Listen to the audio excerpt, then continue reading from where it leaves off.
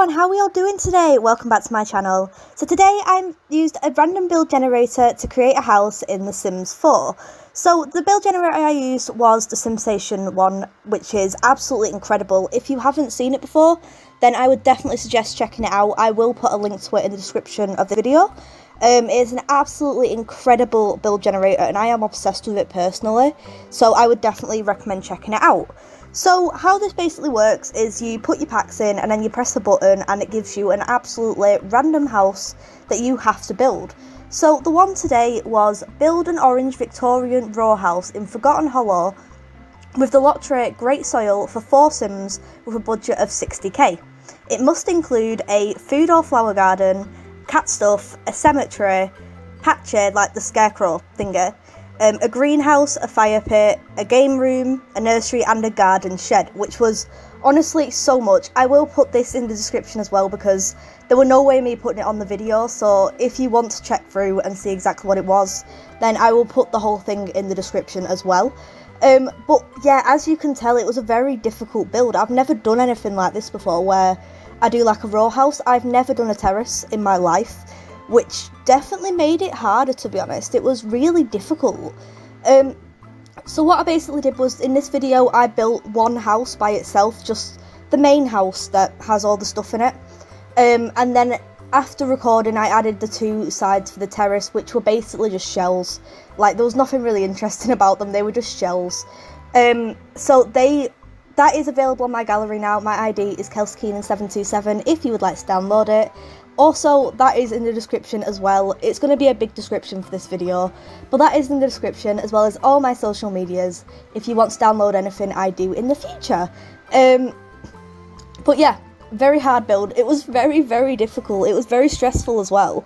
But I tried to fall into the kind of Victorian style, and I thought most houses in Britain are made in like the Industrial Revolution kind of phase, where everything is a bit old, everything is a bit Victorian and stuff, so I thought it made sense to do more of a British Victorian. So the interior is very, very British. Being British myself, it was a lot easier than I thought to do that. It was still stressful, it was still extremely stressful, especially with the whole list of things, but, you know, it's fine. It was quite funny when I saw that it said cat stuff, it has to include cat stuff. But then it also said Patchy because my cat is actually called Patchy. It is named after the scarecrow in The Sims because I love that scarecrow. I think it is such a cute one. So my cat is actually called Patchy, and I just thought it was funny because it said, oh, you need cat stuff, but you also need Patchy. And I was thinking, yeah, I need Patchy. I need to include Patchy in this build. So yeah, it was nice. It was a nice little like reference for me, which was super, super cute. I loved it. As I said, if you're a bit confused like why it's a terrace, where's the rest of the houses?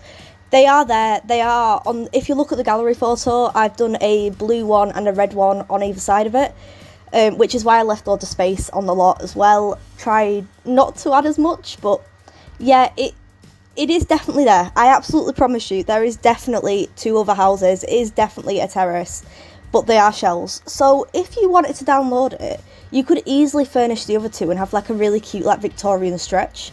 I think that personally be really, really cute. Obviously I had a budget of 60k, and that's the whole reason that I didn't build the other 2 houses, because we're just focusing on the one house. So I thought, because that would add so much money and it'd mean like it was so much more if I was going to put a house on either side in the budget, it just wouldn't work properly. It just wouldn't add up at all. So I thought, right, I'll leave it for now. I'll go back and I'll put them in afterwards because I feel like that makes the most sense to the build. But yeah, they definitely exist. Don't worry about it. It's fine. The Mausoleum was an interesting one because we are in Forgotten Hollow. So with it being like a cemetery, I thought I'd do like a little one. It's just literally a tiny, tiny miniature one in the backyard. It kind of darkens the build a little bit, which I didn't really want, but it's just kind of what's happened now, which is quite sad. It is quite sad because you've got like this really cutesy little atmosphere with, you know, the white picket fence and stuff like that, and it's just really, really cutesy, and then you've just got a cemetery in the backyard, and it is such a downer. It is such a downer. So with the interior, I did definitely try and keep up with that whole Victorian thing. So I put like faded wallpaper in, you know, stuff like that, a big fireplace, lots of clocks. Clocks are very popular in builds like this, so I put like a ton of them in the house. I say a ton, it weren't a ton at all, it was like 3, but that's more clocks than I have, so it's a lot for me, definitely. I feel like clocks are kind of going out of fashion though, because everyone has phones, like everyone has a mobile, so you don't really need clocks as much, because I feel like I'm just thinking of like my nana's house, she's got loads of clocks, but then you look at like my house, and there's just none here. I think we've got one in the kitchen, and then that is it for the whole house. So, I don't know, I feel like clocks really have gone out of fashion, but I tried to be upkeeping in this build with it, because I feel like it made the most sense. One thing that really saddened me, there's no really old-fashioned, like, tiny little bedside cabinets in this game. So I had to put in the ones, it kind of clips with the bed a bit, I don't know if it's functional, because I wanted to include them, because it adds so much character. But there's no tiny ones. I know there's the ones that came with Dream Home Decorator, and I appreciate that. I appreciate that they're really small and cute and stuff, but it just doesn't fit this house at all, and there's not really many old-fashioned ones in the game anyway, like, at all. There's the ones that come with base game, and then, like, vampires, and I think that's pretty much it, which is quite sad. It is very, very sad. But yeah, I don't know. And then with, like, the gaming room and stuff, obviously I couldn't put, like, a motion gaming mat in there or anything like that, because it just wouldn't make sense, and there's no like computers or TVs in the house, so I kind of just put like a chess table in there, and then some kids toys, and one of them cute little gaming toys as well, like, you know, like the gaming table thingies, one of them as well, and I kind of just called it a day, because I didn't know what else to put in there. Nothing else would make sense to me, so I just kind of left it like that. But anyway, we are coming to the end of the video now, so thank you so much for watching. If you like my content, please don't forget to like and subscribe.